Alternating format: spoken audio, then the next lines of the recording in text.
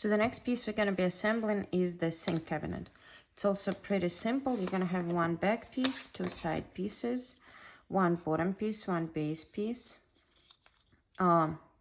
This thing that prevents the doors from falling inside the frame. Several doorknobs, a frame with pre-attached doors. A countertop, I already stained it and I tried to drill a hole to make, I do not enclose the faucets yet. So I tried to drill a hole to basically think where it can be, what size it can be. I'm gonna start including them very soon. You're also gonna have a sink. That's a 3D printed sink. It's made on PLA printer, so it obviously has the structure of 3D printed objects. I do not glue it to the frame in case you want to use your own sink. So what do I start with? I start with gluing this bottom piece to the base. As I told in several previous videos, there is only one position in which they're going to align perfectly, so there should be no open ends like that. Just have to glue them together like that. Yeah, I use Gorilla Wood Glue, and I use the clamps that I call baby sharks. So you start with that, you glue those pieces together. So while the glue dries, it's not much to do, honestly, because it's a very simple cabinet. After it dries, you attach this piece over here, and you basically just assemble the frame. So you put the back piece over here. I'm not gluing anything yet, I'm just sort of showing you the idea.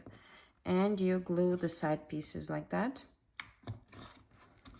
I encourage everybody to always use clamps.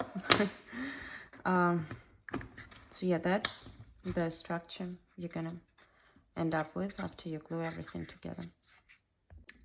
So after everything dries, you just pre-attach the frame with the opening for the sink. I mean, not pre-attach, glue the frame with the opening for the sink. It's pretty much almost done. So I prefer to align the front of the cabinet with the top of the cabinet so that the sink fits and that you can put, you know, the countertop like that. So now we wait for glue to dry. So after the glue dries, there is one more tricky-ish part. You're gonna have one of the railings, you're gonna have a wider one. I'm just showing it on the narrow one.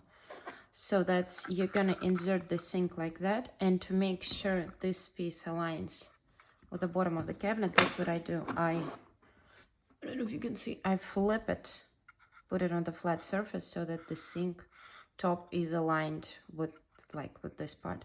And after that, I put the glue on this thing and carefully slide it like under the back side of the sink so that it's like this piece holds the sink in place, but at the same time helps it to be aligned with the top of the cabinet.